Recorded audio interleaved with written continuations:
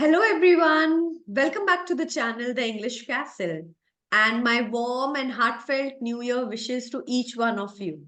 May it doesn't matter which time of the year you're going to watch, but our best wishes, and we wish you good health today and every day. Again, today I'm privileged to invite Dr. Sumedha, and I really thank her for giving us time on this day. So first, I would like to introduce Dr. Sumedha. Dr. Sumedha has completed an ESGO from Europe. She has completed fellowship from fellowship in gynae oncology, Tata's. Then she also completed her MRCOG from UK, ECFMG from USA, MD from Patna, and MBBS from Ranchi. So, thank you, Dr. Sumedha, for giving us time and a big warm welcome to you. Thank you, ma'am. The pleasure is all mine, and I also extend my heartfelt best wishes for New Year to all the viewers watching us. So, Dr. Sumedha, I have invited you for a topic, and the topic I would really like to discuss is lifestyle diseases. Nowadays, in our 30s, late 30s, 40s, we come across many colleagues, acquaintances, and I'm sure you must be coming across your patients who are diabetic or suffering Yes, from blood pressure. So these are few depression. So these are few of the things which are basically lifestyle diseases. Can you put some light into it? क्या आप हमको let me translate this in Hindi as well for my Hindi listening speakers viewers. Doctor Sumedha, बहुत सारे हमारी जान पहचान के लोग होते हैं, हमारे आसपास के लोग होते हैं जो लाइफस्टाइल डिजीजेस से ग्रसित है। जी मैम। आजकल जैसे डायबिटीज है, ब्लड प्रेशर है, स्ट्रेस से रिलेटेड बहुत सारी चीजें हैं, बहुत लोग इसकी चपेट में आ रहे हैं। तो कुछ आप बता सकती हैं कि ये कौन कौन से डिजीजेस हैं, और अगर हम इनसे कैसे, पहला तो मैं ये जानना चाहती हूँ, हम प्रिवेंशन कैसे करें, बच कैसे सकते हैं। Over to you. Yes ma'am. तो मैम एक्चुअली अब आजकल हर फैमिली में हमें लाइफस्टाइल डिजीजेस तो जरूर मिल जाते हैं, because lifestyle has also change from the past few decades. तो अभी जैसे मोस्ट कॉमनली तो इंडिया को तो diabetes capital of the world कहते हैं। सबसे ज्यादा डायबिटिक लोग इंडिया में ही रहते हैं। और इसके अलावा high blood pressure, that is also lifestyle disease. उसके बाद आजकल बहुत कॉमनली जो यंग टीनेजर्स भी मिल रहा है, जो हमारी गायनोकोलॉजिकल प्रैक्टिस में भी बहुत मतलब काफी कॉमनली मिलने लगा है, वो है पॉलीसिस्टिक ओवेरियन सिंड्रोम। बहुत सारे लोग इससे अवेयर होंगे। मेटाबॉलिक सिंड्रोम भी होता है, उसमें ट्रैक बना रहता है। मोस्टली ये मोटापा की वजह से होता है, और मोटापा भी हमारे लाइफस्टाइल की वजह से ही आजकल बहुत रैम्पेंट हो गया है। मतलब obesity capital of the world भी इन हमारा कंट्री ही है। यहाँ पे बहुत सारे ओबीज लोग रहते हैं। आयरनी है कि यहाँ पे बहुत सारे लोग वैसे भी हैं जिन्हें खाना नहीं मिलता, पर ओबेसिटी भी एक बहुत रैम्पेंट प्रॉब्लम हो रही है हमारी कंट्री में। तो ये सब इन जनरल लाइफस्टाइल डिजीजेस हैं। इनका बाई प्रोडक्ट होता है कि मेंटल हेल्थ सफर करता है। जैसे कि स्ट्रेस लेवल तो आजकल लोगों का बढ़ा हुआ है because of many reasons, but food habits भी इसमें एक बहुत मेजर कॉज प्ले करता है। जैसे ओबेसिटी जब होता है, या आपका अगर खाना पीना रेगुलर नहीं है, तो बॉडी के अंदर का जो हार्मोनल बैलेंस है वो भी रेगुलर नहीं होता। उसकी वजह से जो हैप्पी हॉर्मोन्स होते हैं, जैसे हमारे ब्रेन में जो डोपामीन सिक्रेट होता है, जो हैप्पीनेस कोशेंट हमारा डिसाइड करता है, वो सब का लेवल काफी डाउन हो जाता है। अब उसके बाद लोग कंफर्ट फूड में फिर खोजने लगते हैं। वैसी चीजें खाते हैं जिससे डोपामिन रिलीज होता है, बट वैसी जिनसे डोपामिन रिलीज होता है वो मोटापा भी कराते हैं। तो धीरे धीरे लोग धीरे धीरे डिप्रेशन में चले जाते हैं इसकी वजह से। और तो उस आजकल ये इफेक्ट बाउंस करता रहता है, जब हम लो फील करते हैं हम खाते हैं, हाँ, हाई फील करते हैं फिर लो फील करते हैं, again we get back to food. और उसका बाई प्रोडक्ट एक साथ में ये भी होता है कि लोग बहुत रिसॉर्ट करते हैं रिक्रिएशनल ड्रग्स की तरफ, स्मोकिंग एंड ड्रिंकिंग की तरफ। क्योंकि पहले तो स्मोकिंग एक मतलब लोग सोचते हैं कि स्मोकिंग एक हैबिट बन जाती है, एडिक्शन हो जाता है, इसलिए लोग स्मोक करते हैं। पर आजकल मैंने यंग जनरेशन को देखा है, वो लोग वेट लॉस के लिए भी स्मोकिंग करना स्टार्ट करते हैं, क्योंकि स्मोकिंग करने से फिर भूख नहीं लगती। तो ये एक बहुत मतलब फैड है लोगों की, मतलब स्पेशली यंग जनरेशन के बीच में, कि स्मोक कर लेते हैं, भूख कम लगेगी, वेट ठीक रहेगा। और रिक्रिएशनल ड्रग्स भी इनफैक्ट वो हैप्पीनेस क्वोशेंट को ही फुलफिल करने के लिए लोग खोजते हैं। तो ये सारी चीजें मिलके लाइफस्टाइल डिजीजेस को ये करती हैं, मतलब का बेसिकली बॉटम लाइन होती हैं। और लाइफस्टाइल डिजीजेस की शुरुआत जैसे 30s 40s में हमें पता चलता है कि आप डायबिटिक हो रहे हो या हाइपरटेंसिव हो रहे हो या डिप्रेशन की तरफ जा रहे हो, पर इसकी शुरुआत बचपन से होती है। आप क्या फूड हैबिट्स बच्चों में इनकल्टेट कर रहे हो, उसके बाद जैसे 20s में आप क्या खाना पीना खा रहे हो। जैसे आजकल ये है, मतलब मल्टीनेशनल कंपनीज में बच्चे काम करते हैं, यूजुअली घर के बाहर रहते हैं, बहुत सारे खाना नहीं बना पाते, कुछ मेड को रखते हैं, कुछ कुछ को ऑनलाइन डिलीवरी करना इजी लगता है। आजकल स्पेशली जो यंग जनरेशन है, बैचलर्स हैं, मैरिड नहीं है, तो उनके लिए उनके पास पैसा भी रहता है, मतलब बहुत ज्यादा उनकी लाइबिलिटीज नहीं रहती इस समय में।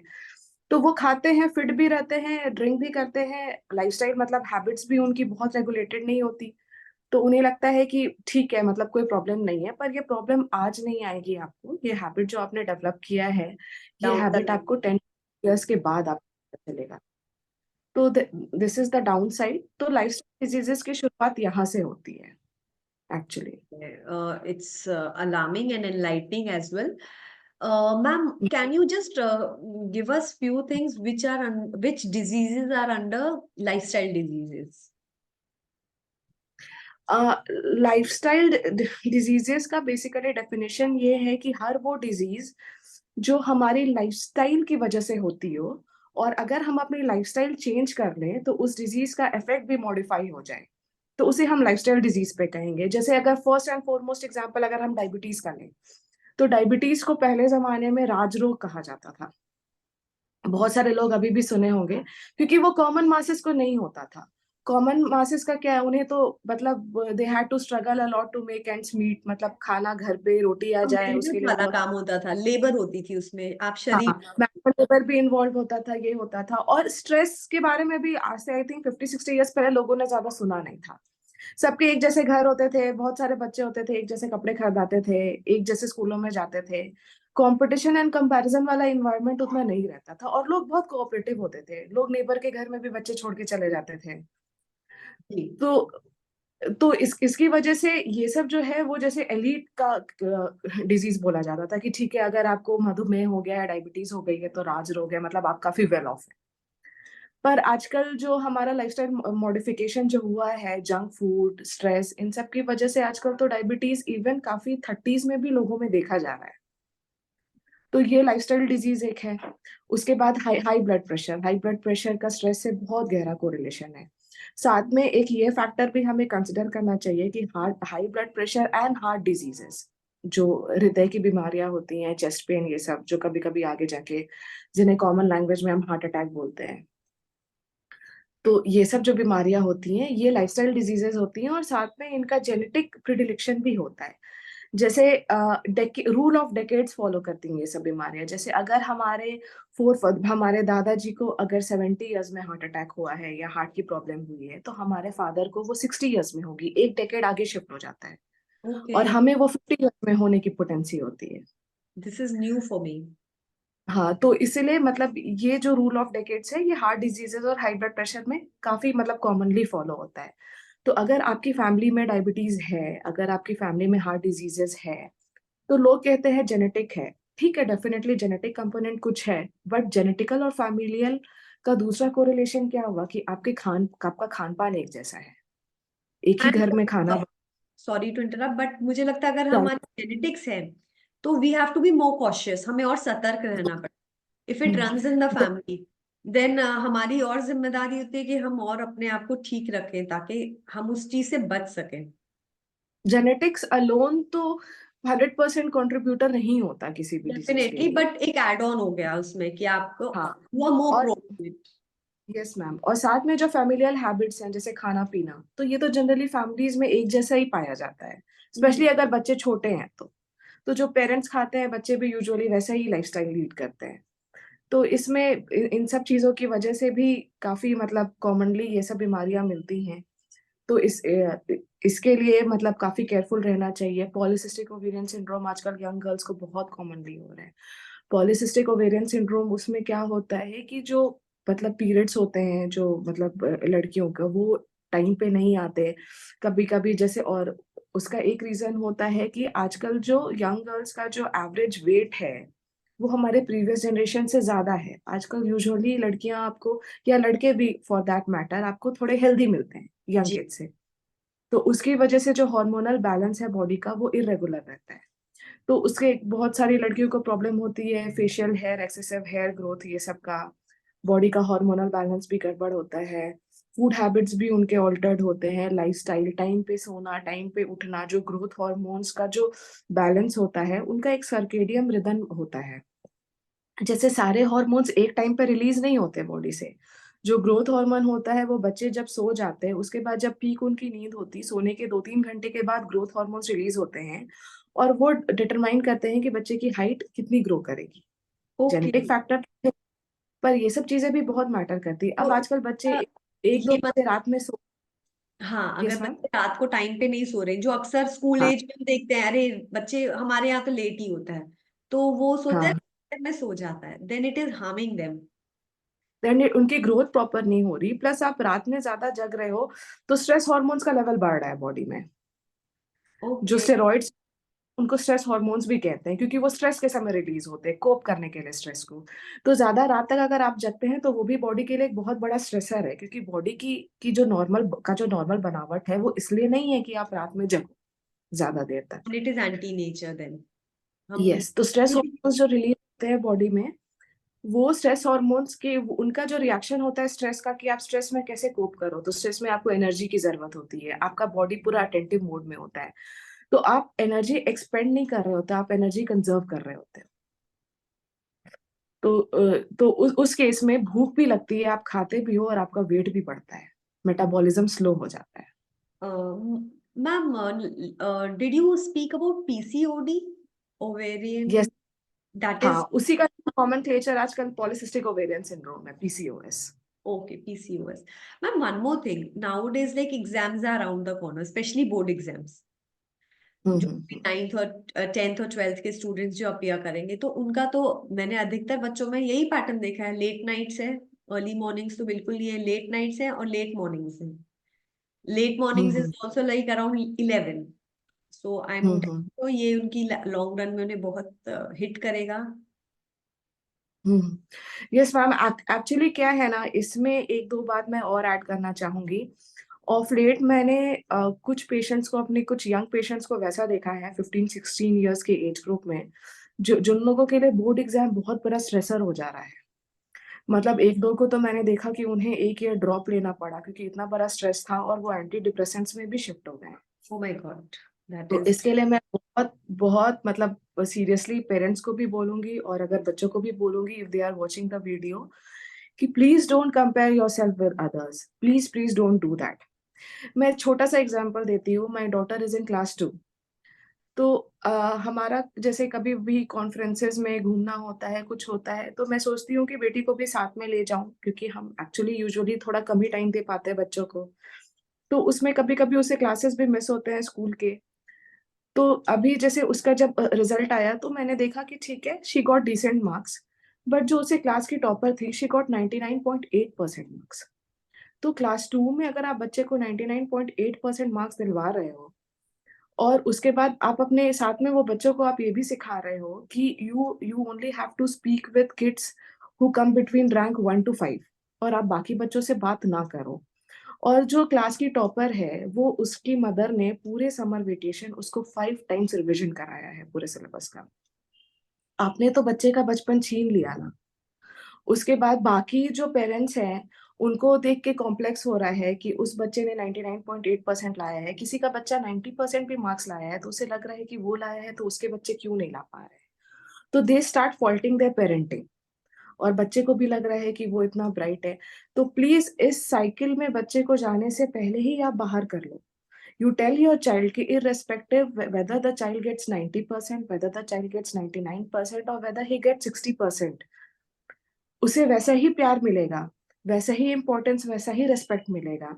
क्योंकि हमारे समय में भी हमें ऐसे ही सिखाया गया था, और अभी जब हम जैसे मतलब रूटीन लाइफ में आ रहे हैं, लाइक वी आर अप्रोचिंग 40, और हम देख रहे हैं कि जैसे हमारे कलीग्स हैं वो कहाँ स्टैंड कर रहे हैं, it is very irrespective of the marks which they got in school.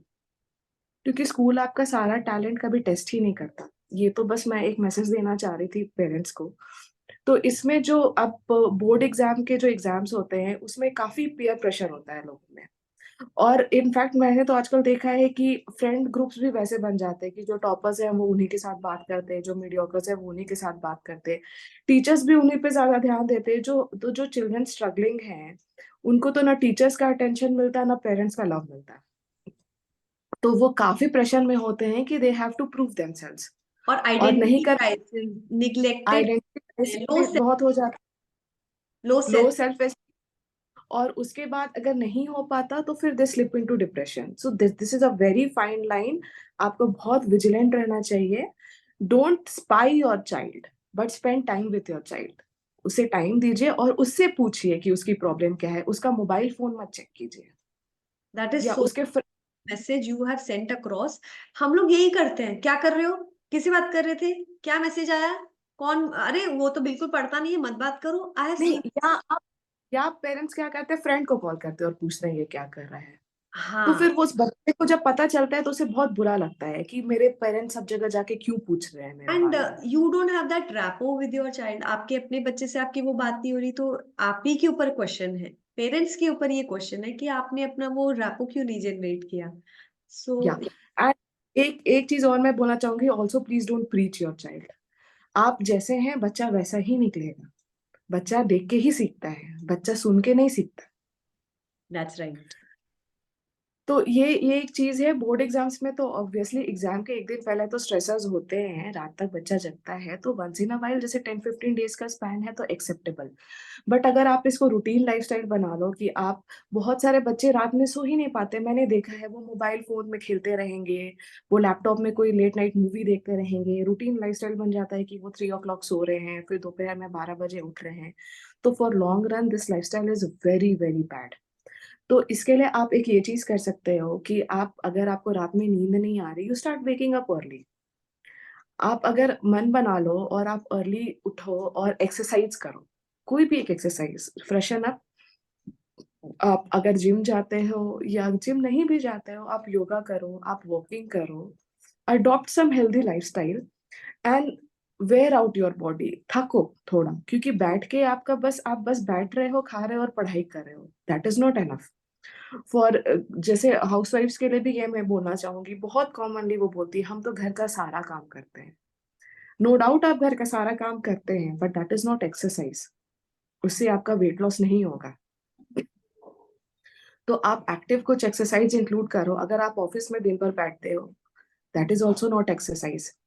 हम कभी-कभी 8-10 आवर्स खड़े रहते हैं एक सर्जरी में, बहुत थक जाते हैं, उसके बाद बहुत खा लेते हैं, that is also not exercise. Exercise करना होता है, उसके लिए टाइम निकालना होता है। तो आप वैसे करोगे, आपकी बॉडी थकेगी तो आपको टाइमली नींद भी आएगी। और आपको लग रहा है कि आप 1 घंटे एक्सरसाइज़ करके आप टाइम वेस्ट कर रहे हो, ऐसा बिल्कुल भी नहीं है। आप ज़्यादा एक्टिव रहोगे, आपकी बॉडी को ज़्यादा ऑक्सीजन मिलेगा और आपकी प्रोडक्टिविटी ज़्यादा इफेक्टिव होगी। Remember, you have to study smart, you don't have to study hard. तो स्टडी स्मार्ट करने के लिए आप जितना भी टाइम स्पेंड करो, आप पढ़ाई करो। जैसे बहुत बार होते हैं कि बच्चे पढ़ने बैठते हैं, फिर उसके बाद उनको कभी गिल्ट हो जाता है, रिग्रेट हो जाता है कि अरे मैंने इतना टाइम स्पेंड कर दिया, या बहुत बार फ़ोन आ गया, वो उसमें बिज़ी हो गए, बहुत बार पढ़ते-पढ़ते कुछ सोचने लगे। तो ये सब चीज़ को अवॉइड करना चाहिए। When you study, you have to study. उसके लिए छोटा-छोटा पीरियड्स बनाइए, जैसे 45 मिनट्स का स्लॉट, कि 45 मिनट्स में मुझे इतना खत्म कर लेना है। टेक अ ब्रेक, 15 मिनट्स आप वॉक कर लो, ठीक है? You don't have to slog and you don't have to compare. Take a water break. या and healthy so these snacks are the डाल सकते हैं बच्चे, जैसे फ्रूट्स इंक्लूड कर सकते हैं when they are taking a break, instead of going for bakery items, confectionery things, cakes, biscuits, chips. So choose healthy. हाँ, तो इस एज में स्पेशली फॉर गर्ल्स और फॉर बॉयज़ जो मेटाबॉलिक सिंड्रोम होता है, ओबेसिटी का, जैसे आप मतलब खा रहे हो और बस पढ़ाई कर रहे हो, तो लॉन्ग रन में मेन को बहुत ज्यादा डायबिटीज और मतलब ओबेसिटी जो मोटापा होता है और हाई ब्लड प्रेशर का बहुत प्रॉब्लम देखा गया है। और गर्ल्स को पॉलिसिस्टिक ओवेरियन सिंड्रोम की प्रॉब्लम बहुत मिलती है, मतलब बहुत ज्यादा आजकल देखी जा रही है। एक और प्रॉब्लम है कि आजकल बहुत यंग एज से बच्चे जिम जाना चाहते हैं, बॉडी बनाना चाहते हैं बिकॉज ऑफ पीयर प्रेशर या जो टीवी देखते हैं। That is also not good for your health, that is not good for your bone health. वो आपकी हाइट नहीं बढ़ेगी ऑप्टिमल। ओके। तो wait for till age of 18। और गर्ल्स को भी मैंने देखा है काफी यंग एज से पार्लर जा रही हैं या अपने अपीयरेंस पे बहुत मतलब ध्यान दे रही हैं, because the whole society is following the same norm. उन्होंने अपने घर में भी मतलब मम्मियों को देखा है कि वो लोग भी मतलब बहुत ज्यादा कॉन्शियस है फॉर अपीयरेंस, फॉर ड्रेसेस। तो इन सब चीजों पे आप अभी ध्यान मत दो। हर चीज का एक प्रॉपर टाइम होता है। ये सब चीज भी बहुत स्ट्रेसर ऐड करते हैं लाइफ में। तो that was for the kids जो polycystic ovarian syndrome। और in fact I will tell you polycystic ovarian syndrome has a very high chance of the girl of becoming diabetic, hypertensive or developing heart disease later stage in life, and also cancer of the uterus. And ma'am, will it affect their pregnancy also?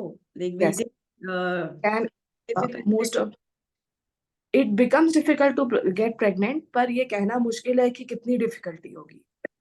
जैसे कुछ लोग बस excuse me lifestyle modify करते हैं, उसी से उनको मतलब प्रेगनेंसी वो कंसीव कर लेते हैं।